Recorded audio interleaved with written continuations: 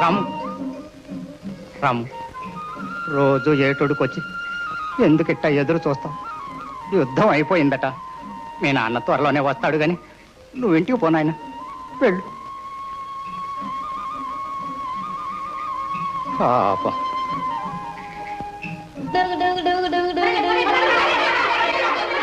చెట్టు కొట్టగా పాలు కోరగా చెన్నాపట్నం జివిచ్ జివిచ్ జివిచ్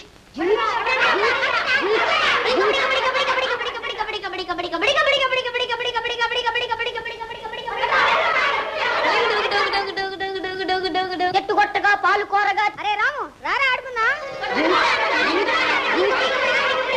వీడా కూతట్లా పెడతాడ్రా, వీడికి లోరే లేదే.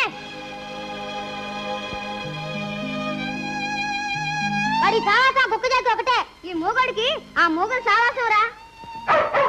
కుక్క మూది కాదురా, అరుస్తుంది.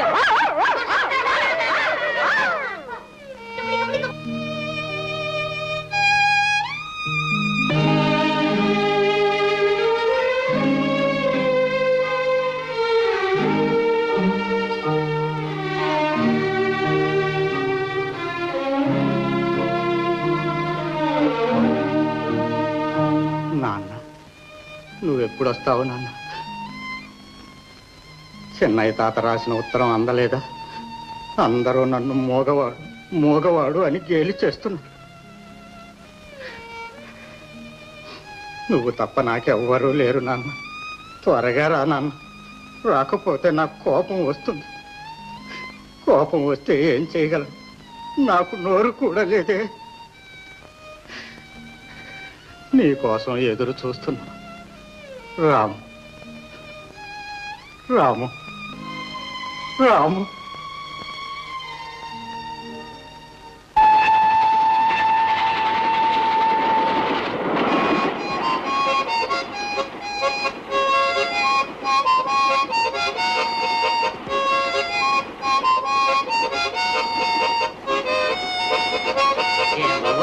ఇవాళ రైలు నిండా సిపాయిలు బయలుదేరుతున్నారు. ఏమిటి విశేషం?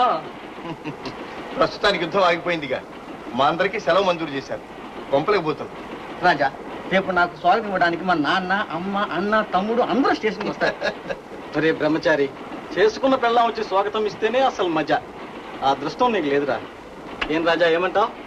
నా కోసం మాత్రం ఎవరూ రారు. నేను ఇంటికి వస్తున్నాను ఉత్తరం రాస్తేగా ఒకేసారి ప్రత్యక్షమై అందరికీ ఆశ్చర్యం కలిగించాలి. అది మజా.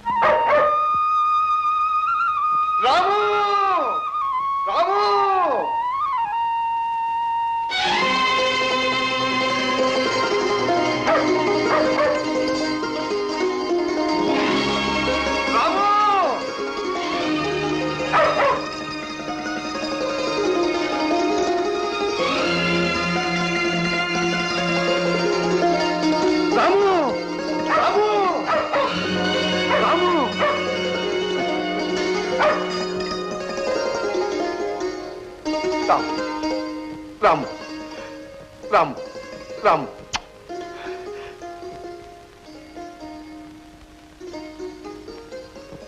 ఎందుకురా ఏడుస్తావు? నేను వచ్చాక ఇదిగో చూడు, నీకోసం ఏమేది ఇచ్చాను. చాక్లెట్, బిస్కెట్, ఇది ఇది మీ అమ్మకు చీర, నగలు. ఇది నీకోసం ప్రత్యేకంగా తెచ్చాను. ఇదేంటో తెలుసా?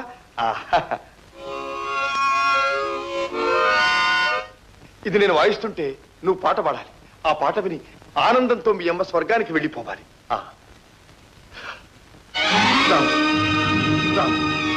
ఎందుకు ఏడుస్తావు?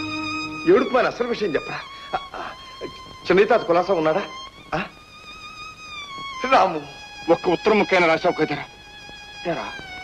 ఎందుకు అలా గుడ్లప్పకి చూస్తా? మాట్లాడవేరా? నీకు నోరు లేదా? ఏం మాట్లాడవేరా? లేదు రాజా, రాముకు నోరు పడిపోయింది. రాము మూగవాడైపోయాడు. రాము మూగవాడైపోయాడా? నేను రాసిన ఉత్తరం నీకు అందలేదా? నువ్వు వెళ్ళిన తరువాత బందిపోటు దొంగల ముఠా ఒకటి ఊరు మీద పడి దోచుకుని ఇళ్ళన్నీ తగలబెట్టారు. ఆ మంటల్లో చిక్కుకొని సీత చచ్చిపోయింది. మంటల్లో నిలువున కాలిపోతున్న తల్లిని కళ్ళారా చూసిన భయోత్పాతంలో రాబో కొంచెం మూగపోయింది.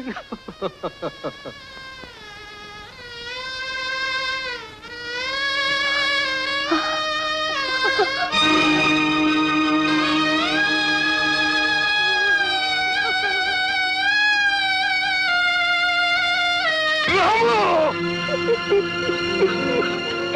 రాము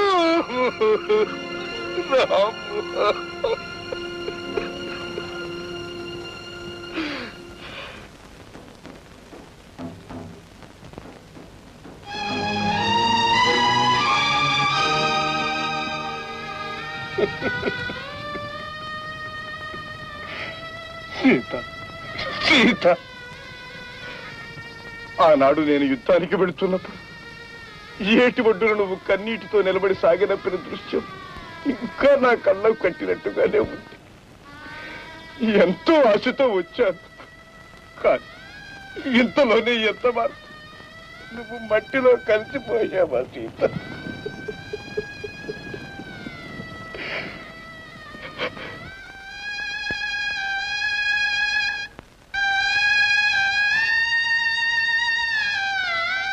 రాము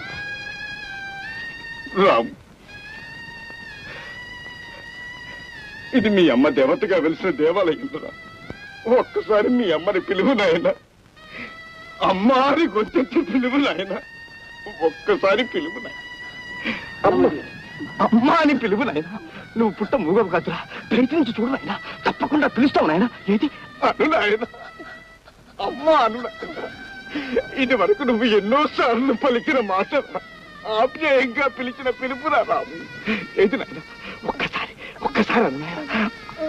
అమ్మా అమ్మా అమ్మా అమ్మా అను నాయన, అమ్మా అని పిలువు నాయన. ఒక్కసారి నువ్వు నోరారా పిలిస్తే మట్టిలో కలిసిపోయిన ఆమె ఆత్మ శాంతిస్తుందిరా. పిలువు నాయన. అమ్మా అమ్మా అమ్మా అమ్మా పిలువు నాయన. అమ్మా అమ్మా అమ్మా అమ్మా అని పిలువు నాయన. అమ్మా అమ్మా అమ్మా.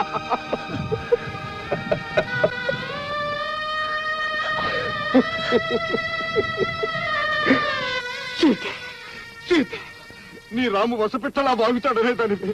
ఇప్పుడు చూడు సీత, చూడు సీత, నిన్ను నోరారా అమ్మా అని పిలిచే అదృష్టమైన అల్లాడిపోతున్నాడు సీత. ఈ బాధ నేను ఎవరితో చెప్పుకోను సీత, ఎవరితో చెప్పుకోను. సీత సీత, నీ రాముకు నోరు తెప్పిస్తాను. వాడి చేత నిన్ను నోరారా అమ్మా అని పిలిపిస్తాను.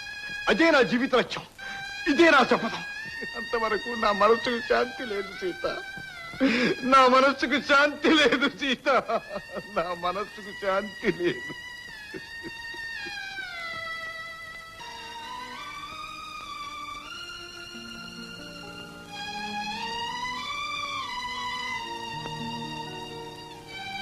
రాజా, ఈ ఊరు వదిలి నువ్వు వెళ్ళిపోవలసిందేనా? అవును తాత, రాముకు వైద్యం చేయించి ఎలాగైనా మాటలు దిప్పించాలి. అవును నాయనా, అది చాలా ముఖ్యం. రాము రాము,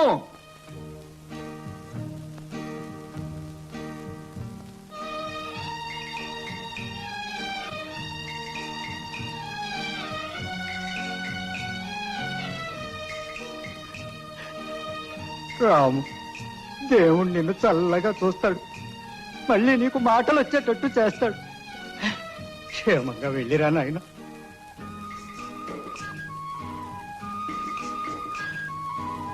వస్తాను తాత. మంచిది నాయనా.